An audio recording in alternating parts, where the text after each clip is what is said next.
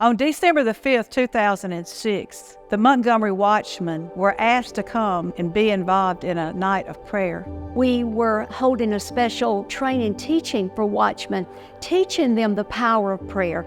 And on our last class, we were led to pray corporately throughout our city. When we came here, we were expecting to ride the streets of Montgomery and pray. We weren't doing a prayer walk this time. We were riding on the Rosa Parks historical bus.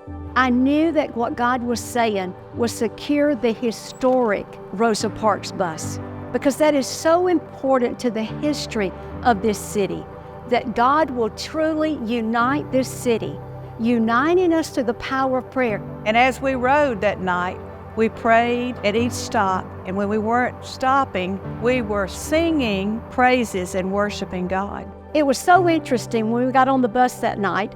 The first thing the bus driver turned to me and said, "Which way?" And for the first time it hit me, I don't think we planned a route.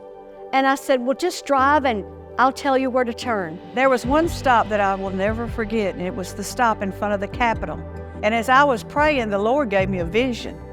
And I saw out of the doors of the Capitol building a rushing river flowing quickly and powerfully, mightily through the streets of Montgomery. The Lord told me that He was filling the city with His righteousness.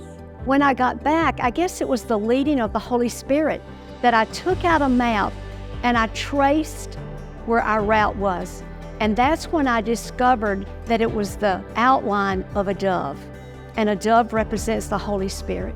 And I knew what God was saying to my heart that night, that He had used the watchman to influence the power of the Holy Spirit to hover over this city, to protect this city. And that is exactly what has been happening in this city, because the watchmen are faithfully praying, and God is hearing our prayers, and He is answering our prayers.